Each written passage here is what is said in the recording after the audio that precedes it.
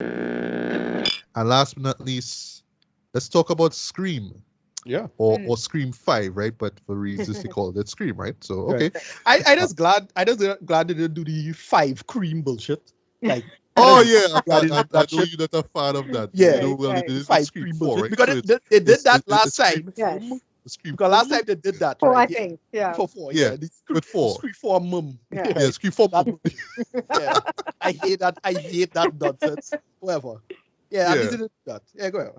Right. Well, okay. Well, Summer, if you don't mind, I would love for you to do the synopsis first, right? See that you just watched it. Oh, okay. Yeah. Well. I'll do the intro. Don't worry. But it'll just be like just a quick run through of what it's about, and then we could jump into thoughts, right? So just a quick run through of the series, right? I wouldn't call myself the biggest fan of the series, right? Actually, come to think of it, a few days before watching this 5th one, I only saw up to 3, right? I didn't see 4. Or I should say I only saw 1 and 2.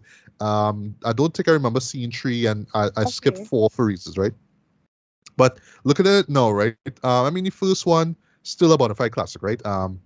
And it was what it was able to do, what the late great Wes Craven was able to do, even though something like Wes Craven's New Nightmare, which I guess went over people's heads back in '94. Yeah.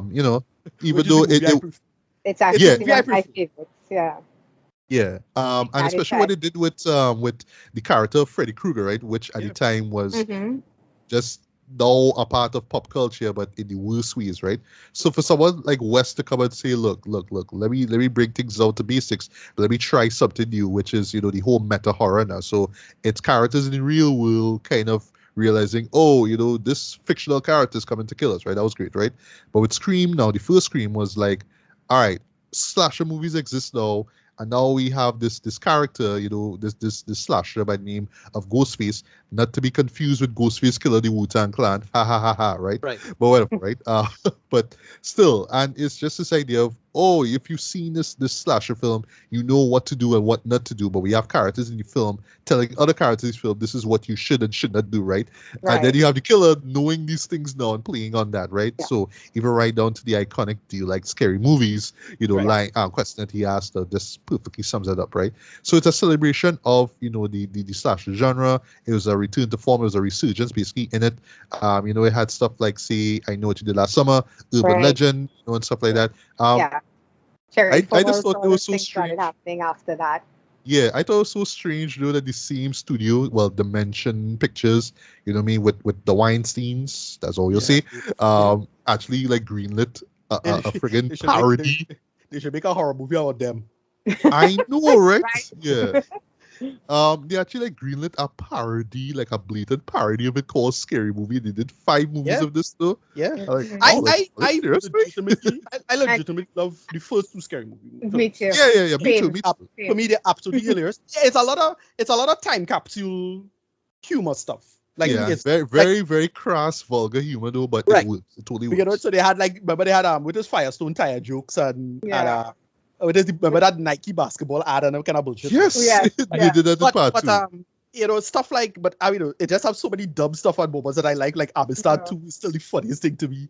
And for me, the best moment out of the Scary Movie franchise though is the Ghostface Killer doing the rap.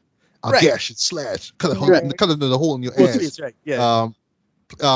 Wait his way, slice your face in the wall, then play tennis with your balls, and you just slices people up while you do the freestyle. I love that. Yeah, the third, fourth, and fifth film, they just felt too much like a Zucker Brothers thing. Right, it's good. That's the problem. Yeah. It's good, but it just felt too derivative of the Zucker Brothers stuff. And they were just referencing too much. Like I remember Scream 3 in particular had the goal to, Scary Movie 3 had the goal to reference 8 Mile and Signs. Like what? This is where it started to fail because it started to move way too far away from the core, which is horror comedy.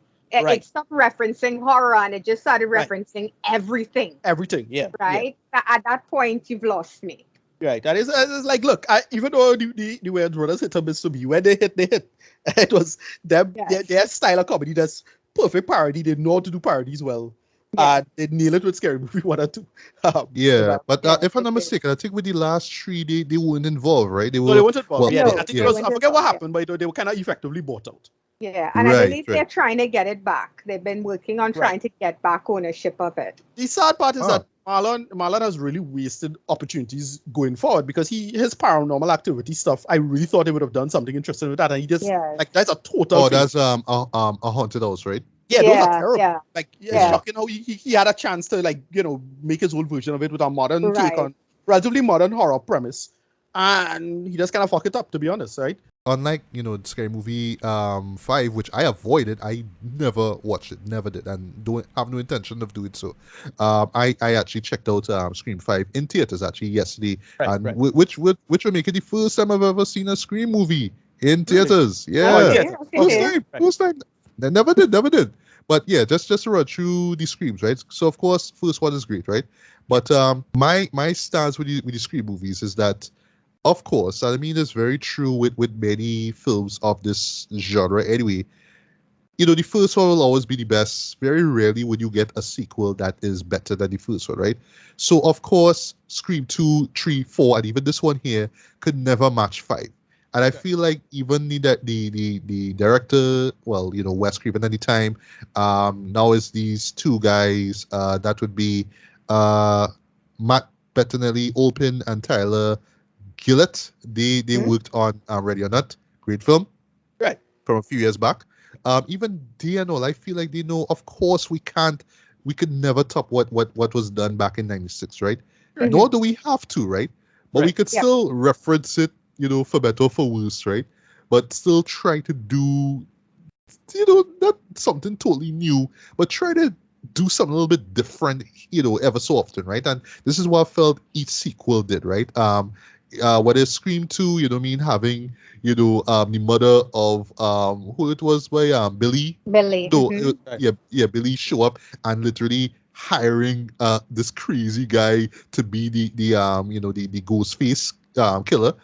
Scream 3 for having Sydney's brother that we didn't even know about be the killer. Not a fan of the third one. I know. That twist is like. But I do like that they set it around the production of a Stab movie. I do like that, right? And Stab, for those who don't know, is the film's version of Scream, right? So because of the events of the first film, it spawned a series of slasher films, right? More or less, paying tribute to it, right? Within the universe, right? Yeah. Within the universe, right? Right. But yeah, saw Scream 3, I think for the first time, and I thought it was fine. It wasn't bad, and still that twist with the brother was like, but still enjoyable for what it was. Again, not trying to outdo the first one because it's impossible, but at least trying to do something a bit different, right? Still to this day, this is like I guess is a joke in this series here, how everybody have access to like a device. I remember the fourth one was a friggin' app where you could do the Ghostface voice, right? So like it's just a reason to bring back I forgot the guy's name Roger L. Jackson, right? It's just an excuse to have him voice the character, right? But oh gosh, man, so all the killers have access to this voice box device thing. So, like, where do you get that from, right?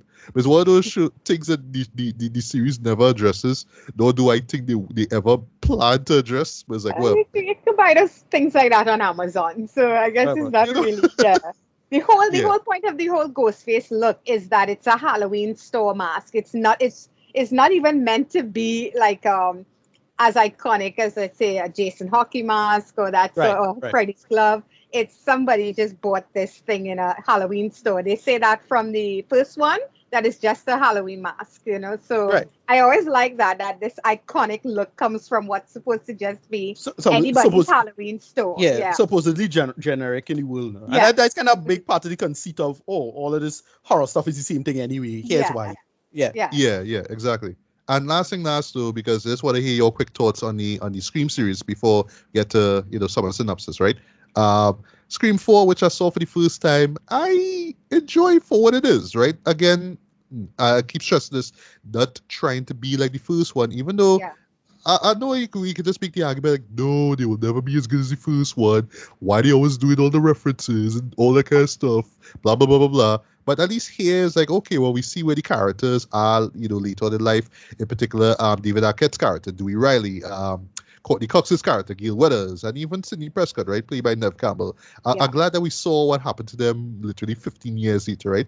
The villain was kind of hit or miss for me, like the reveal of who it was, though. Right. But it did touch, at the time on, just the sensationalism that comes with, oh, I want to be popular, so this is how far I'm going to go to be popular, especially in the internet, in the digital age. That was the point. But still, I actually ranked top as Emma Roberts' my character. Second favorite.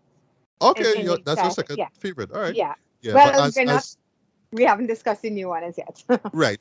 But as over the top and flat out bitchy, in my opinion, as Emma Roberts was as the overall villain, though, it was still like a fresh take on, I'm psycho and we need to keep the franchise going, man. And Cindy, you got all this press, and you made a book and all that stuff. What about me? Because essentially, it's her cousin that does all this kind of who's doing all this stuff, right? But yeah, I mean, it's over the top. The motives are always over the top, though. That's another trope with this show here, right? You either buy it or you don't, right? It's one of those things, right? But yeah, what I mean, that.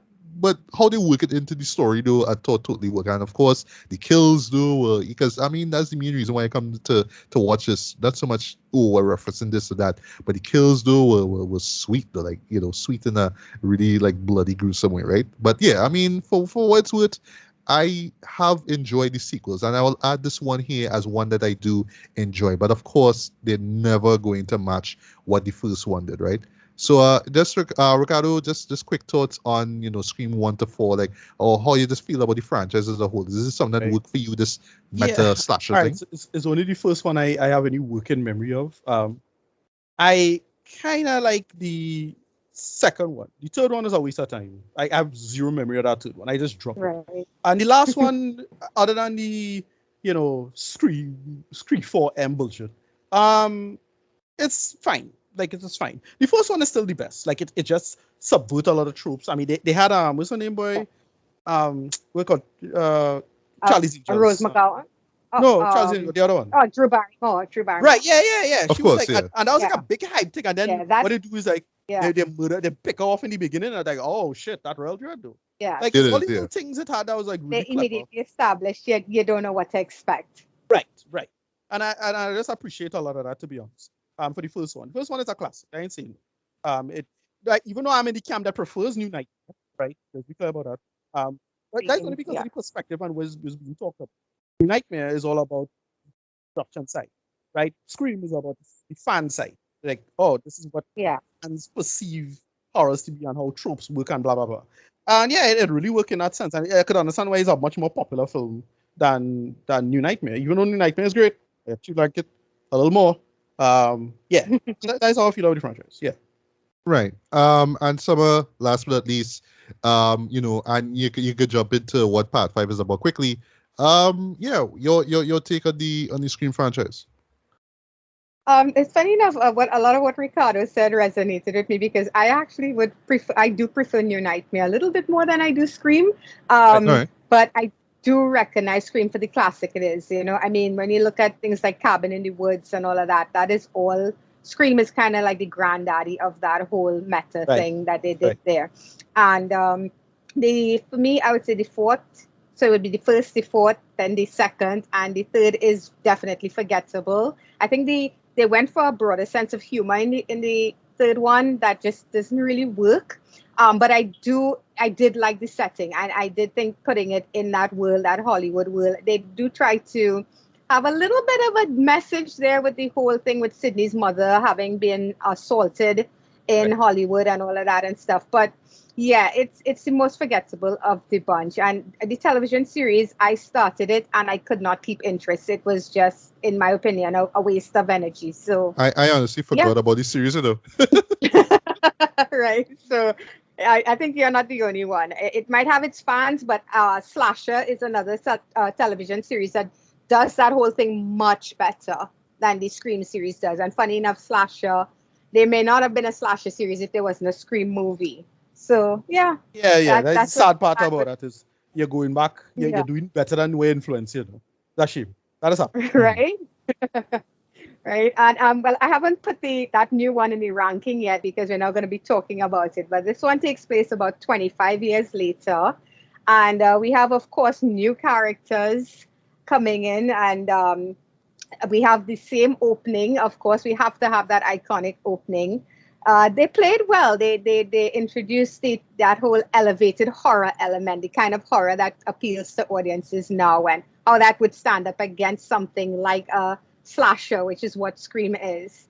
And that opening brings our main lead character, Sam Carpenter, ha ha ha, right? Samantha I know, Carpenter, right? back to Woodsboro. And because her sister was the one attacked in the opening.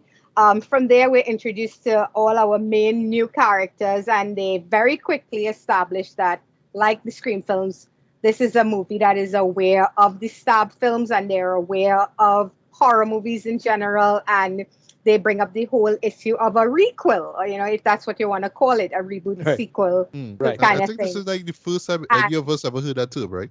That's a requel. Yeah, I don't know. Well, not really. Like, It's with Star Wars. Like when Star Wars came out, that was it, right? It was it's a reboot and a sequel at the same time, kind of. Yeah. Well, before Force Awakens. Yeah. Yeah. Because Yeah. they do bring up Force Awakens, right? But for me, this was the first time I ever heard that term, requel. Okay. Yeah, I heard some people just kind of drop it, kind of as a joke. I remember hearing it, to be honest. Right. And we, of course, have our returning alumni. We have to have the legends. So we have Sidney Prescott back in the mix. We have Gail Weathers, and we have Dewey. What was Dewey's last name? Finley or Finney or something? So anyway, so we have the main actors there returning. It's Riley, actually. Riley, right. Riley. And we also even have some players from some of the Scream sequels popping up here. And we have, of course, a new Ghostface. So they talk about the rules of that whole requel thing and what the rules apply. And we have a stand-in, of course, for Randy here, talking about what are the rules of a requel, what makes it work, which would take us right into our reveals. And I will give them this, that the finale was very strong. So that's basically it for Scream 2022. That's my cover of what it is. Yeah. All right. Well. See that you saw it literally minutes ago. You mind just giving us just your thoughts on it, like how you just felt, seeing it, having just seen it. Sorry. Right. So again, you're never gonna beat the first. What that film did in that timeline at that moment was just perfect. But I have to give them a lot of props here. I think first of all, it's very well shot. It's something I think they definitely respect the way Wes Craven would have shot this. With the looks, we have a scene that takes place in the hospital. And like I said, that finale act, it definitely brings Craven's work to mind.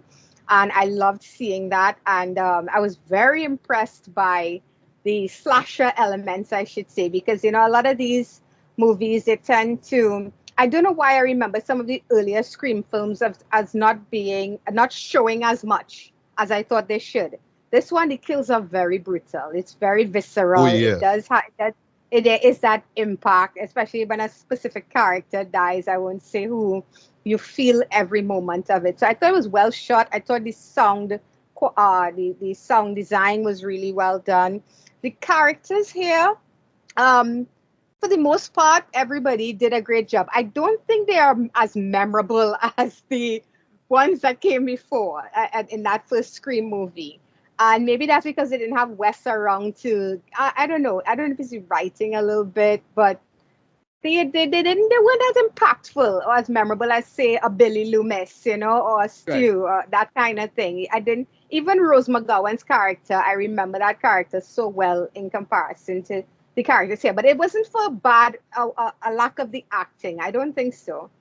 And then, of course, we have that whole tapping into the fandom and how toxic fandom can be. Again, I don't want to spoil anything for anybody, but every Scream film, as Matthew, as you said, has had that kind of message. You know, you had the one with the popularity aspect of it, and then you had kids using horror movies to that as their motive for what they're doing. And now you have here a horror movie within a horror movie. They do reference the stab films and how much people, whether they liked or they despised the sequels. And that whole, we've gone beyond friends in a room sitting around discussing why a movie works. Now it's like on Reddit, and it's all these, you know, comments and all this, the fans, the fandom basically almost writing the movie instead of the creator of the film. And I did really like that. I liked how they tapped into the positive and the negative elements of fandom, you know, and it plays really well into the overall story. That said, I kind of figured out who the killers was by like the first half after the introduction of everybody. Listen, I barely know the Scream franchise, and I figured out. Right? It was a lot more predictable than I was hoping for in terms of that. And maybe it's because the whole point of the Scream films is that if you're a horror fan, you're going to see some of this stuff come in. But I just felt like the first film, for instance, and even if you want to say the second one, where it's revealed that it's Billy Loomis's mom, kind of a whole Friday the 13th thing going on there. Even then, I didn't feel like it was as easy to figure out who the killers were as it was here. I was hoping to see them maybe play against the whole type what we know about Ghostface as a killer. I'm trying to be very vague, but no, you know, it actually leans into it, and I was like, okay, so I was right. That's the killer. Yeah, and most of the scares, again, I don't know if it's because I'm such a horror fan, because there were a group of girls sitting behind me and they were like jumping and stuff and kind of driving me nuts. But most of the kills, I felt like I saw it coming. Now, I enjoyed the technicality of it. I enjoyed like certain kills, you really do feel you feel it when it happens, but I saw each and every kill coming. If that's, I don't know how else to describe it. Nothing here was, there was no real tension, so to speak, for me in this entire movie. And again, that could be coming from the fact that if you've seen the Scream movies by now, it's kind of like, you know what to expect. Even when they throw in a death that people be like, oh my gosh, I can't believe they did that. Like we got with Han Solo, you know? I still felt like, okay, yeah, but they had to do that because you have to do certain things a bit different. So there's a predictable thing going on here, and yet it's a good movie. I really have to say that it's a well-constructed horror movie, and it's respectful of what came before while it is trying to appeal to a new audience. So I can respect that, you know. That's basically where I'm at with it. After one viewing, that's where I'm at with everything that I saw. So All right. Yeah, okay. Ricardo, I'll say mine for last, if you know. Ricardo, your thoughts on Scream 5. Or Scream 2002 or whatever. Yeah, again, I because I'm not into this franchise and I kind of don't give a shit about who Ghostface is or the iconography around that. I was just into it for what it was, and I was like, all right, this works. And I was thinking of another film that, again, in the same vein of the whole nostalgia stuff. This was like just a much better version of the recent Halloween movie. Right? Or Halloween Kills. Oh my god, that was. I don't know how you felt about it, Summer, but I was so disappointed by it. No, you should see my reviews. I had that on my most disappointing of the year. I think that was like, right. Yeah, right. That was it was messy. It was very messy. Yeah, right. But yeah, the aspect of it, I enjoyed for what it was. As I said, pretty predictable. We get where it was. You go once a certain character said a certain something, and you start hearing something involving antipsychotic medication. I'm like, all right, well, yes, them, right? Like, it's clearly them, right? The conceit of it, why it had me cracking up is because I was like, they mentioned it was Ryan Johnson, right? I'm like, oh, Yeah. Yeah, everybody, I think he directed Stab 8, right? Right. Oh, and by the way, points. I think it was in the third one. Points for showing that the director who did the first Stab was Robert Rodriguez. you know. But that's the point. The mere fact they mentioned Stabit, they mentioned by Ryan, like I immediately know where they're going with the conceit of this involving poisonous fandoms because oh gosh, he was the eye of that tornado of nonsense so for a hot minute, right? So Right. yeah, I was like, all right, I like the conceit of this. I like where they played with it and why it works so well. Yeah, I dig the hell out of this. I had fun with it. Not as good as the first one. As I said, I wanted stuff to be more on the production end of it because I'm more of a new nightmare kind of guy. But yeah, I dig it for what it is. I'll give him a rating quick. More like I don't say 6 out of 10. Didn't hate it as much as Scream 3. That was just like a waste of my time. Okay. But yeah, Right. but that's how I feel about it. All right. Well, my rating. Yeah, I'll give you a rating one time. Sure. I came out at about a 6.5 out of 10. Right.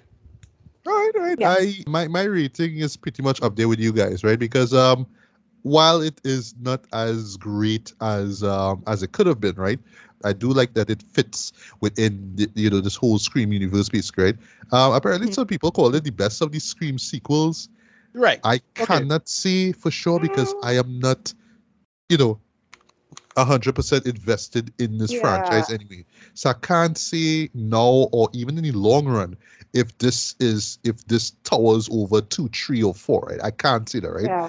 But I do appreciate, I do enjoy I do respect the effort that was put into this as well. To the way how I saw it, too, it was just Matt and Tyler's tribute to Wes Craven, right? And I love that at the very end they said for Wes, right? Because they could have just stopped at, we have a character named Wes, right? Well, that's true. No, there literally is a character named Wes, right? He's played by Dylan Minnette, right? Right. Yeah. It could have just stopped there. Or we have, Carpenter, right?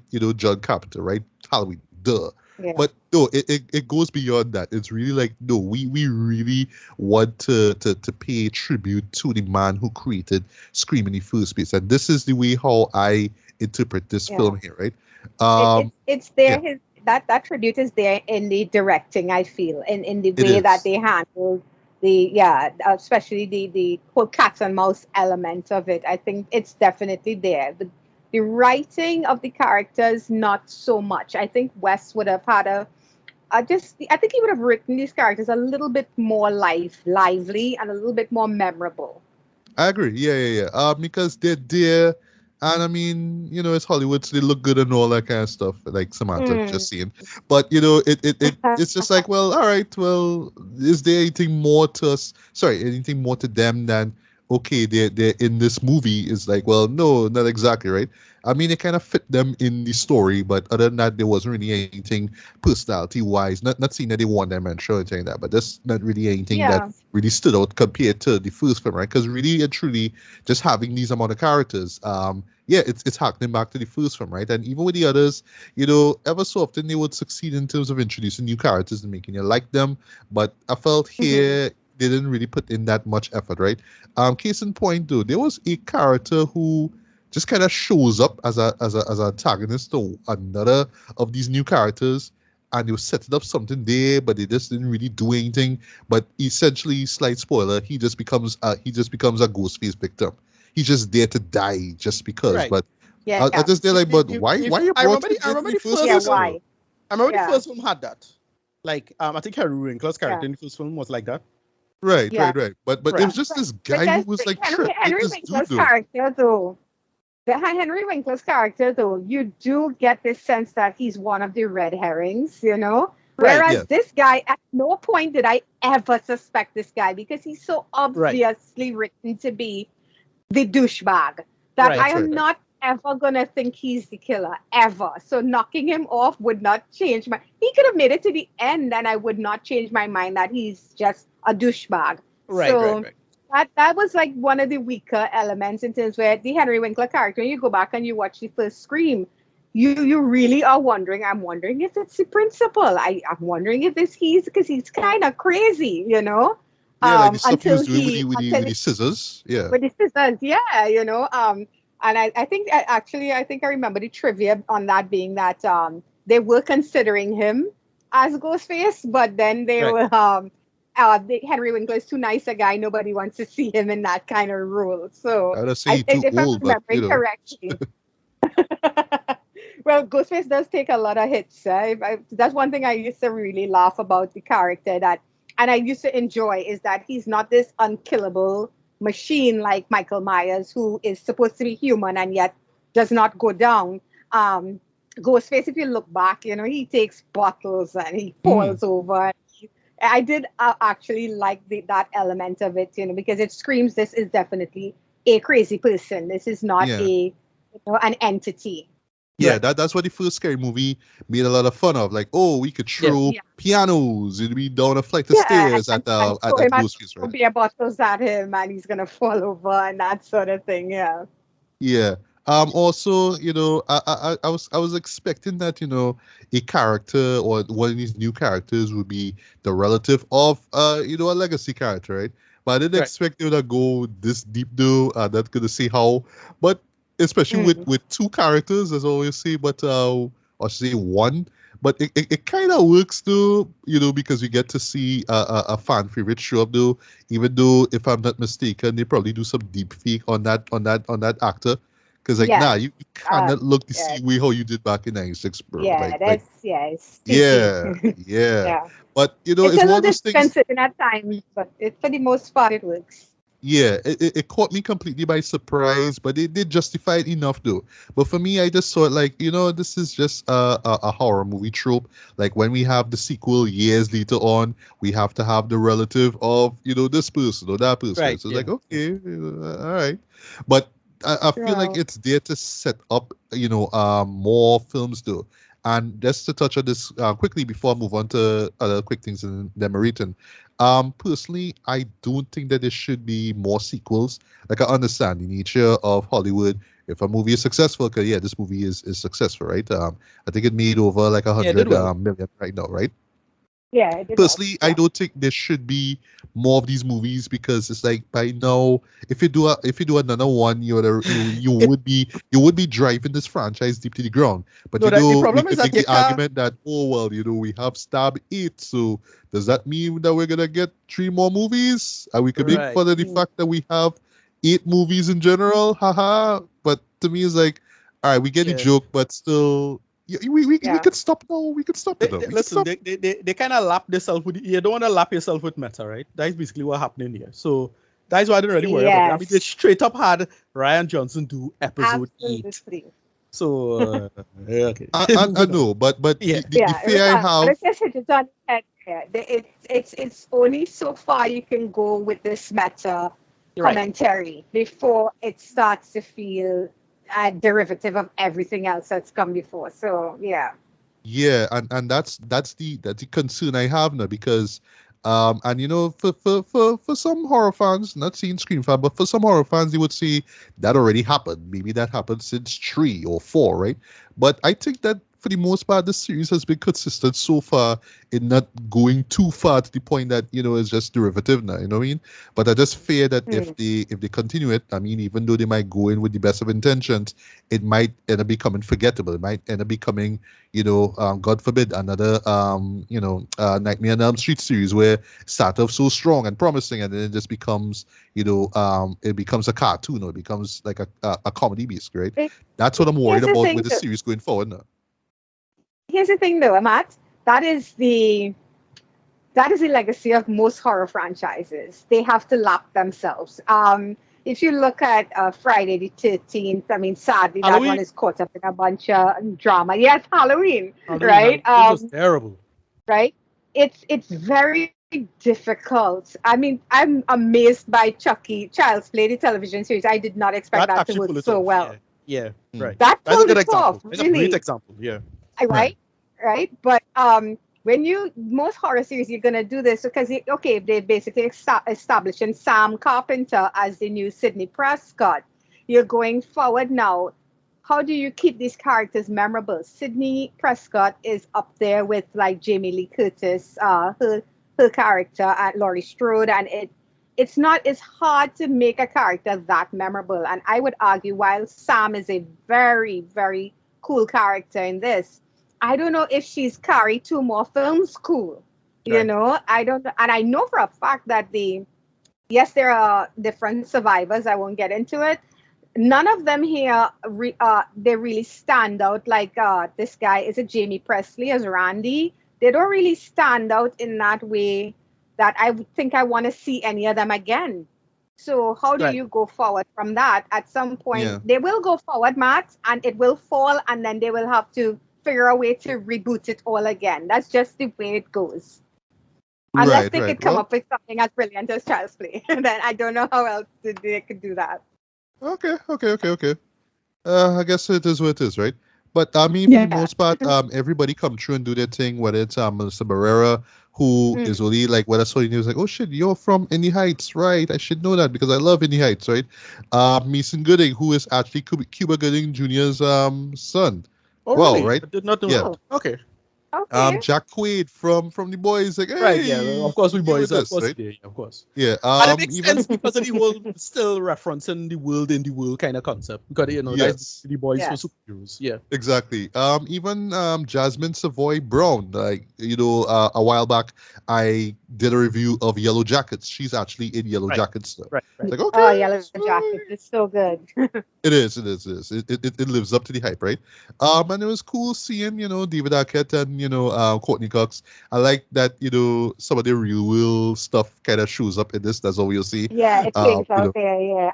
Yeah. And it's quite sad actually too, because at first you always think Dewey as you always think of the two of them as just this, oh, will they ever hook up or will they not hook up kind of thing. But the way where they are, with the setup where they are right now, I think totally works. So it adds a sense of like progression in the story, right? Yeah. We could argue whether we needed Cindy Prescott in it, but I understand she is Scream, right? She embodies Scream, right? But again, if we get sequels, I really don't think that she should be in it as well. Because literally her and to extent David and Courtney, they just kind of show up to this, be like, hey, we're just the torchbearers, and here you go, here's the torch, right? Hold this, right? Bye. I do give them props though that the way they brought them back in makes sense. It didn't feel forced. Yeah. But I totally agree with you. Going forward, it doesn't make further sense for them to be involved anymore. I mean, how many times can you go through something like that let's say as a human being in the real world, and somebody picks up the phone and calls you and you show up again? You're not the Terminator. You're not a police officer even to say you would have any interest in going through that kind of trauma again. So I don't see how they can keep bringing them back, but I'm okay with how they brought them back this time because it made sense from a narrative standpoint. Yeah, agreed. I do agree with you, Summer. I mean, the kills are brutal though, and it really like harkens back to one of the major aspects of the Scream franchise, right? Just how brutal and visceral these deaths are, right? It isn't as funny, as I thought it would have been. Like, like the first one in particular had this nice even balance of, dark humor and, referential humor basically, and, brutal visceral horror, right? But this one felt like lean a little bit more on the horror end, but this is where you feel Wes Craven's absence. That's where you feel it. Exactly, yeah. Because we could have gotten some humorous moments with these new characters, but not really so much. You don't really get that much, basically, right? But yeah, I do agree with you. Also, it is very well directed. Sound design is on point, and just where the story went. Just made for a really, really engaging and really entertaining viewing experience, I should say, overall, man. So just like you guys, I enjoy this as well. I do treat this more as a love letter / tribute to Wes Craven, because I mean the Nightmare on Elm Street franchise has been done to death, right? There was a remake that people forgot about, right? So I mean that all goes to show, right? But with Scream, I mean you have is literally like this untapped resource for these guys that like, yeah, we could pay a tribute to this because for the most part it has been consistent. I would say that this is a mostly consistent series. I mean, yeah, you would have a sequel that you don't like or one that you prefer over the other, but I felt for the most part all of them have been great, right? Maybe Ricardo, you say 3 sucked for you, but I see the merit in 3, right? I see the merit in 3. Is just the twist was just like whatever, right? But rating wise, for now, I'm gonna give this a decent, strong 3.5 out of 5. And I think that is worth checking out if you could see it on the big screen. Please do. For some reason, when I went, there was just like 4 or 5 people there. Nobody reacted to it, but it's and again, it's just. No, it's just unfortunate because with COVID and all that kind of stuff. But I would have loved to see this with a full crowd, right? You saw it with people who reacted. I saw it. No one reacted when I went. Wow. Here's the thing, I was laughing at the fact that I'm like, it's been 2 years since I've been in Movie Town. Everybody's social distancing, and yet I have the bad luck of having a group of youngsters sitting behind me who talked through the entire movie. Yeah. And worse yet, did not know the characters. They were like, "Oh, isn't that Courtney Cox from Friends?" I'm like, "Oh my God, did you have you even seen a Scream movie?" They were just driving me nuts. And at one point, I just had to turn around and say, "You guys need to take it down a few notches because it's like really." Yeah, you should have tried to stab them somewhere. You should have tried that you would have poked them a little bit. Give them a little joke there, Okay. For that reason alone, I missed IMAX because I've only been going to IMAX and you don't have that problem in there. But oh my goodness! But yeah, they were. I will give them this. They were reacting. They got scared and Yeah.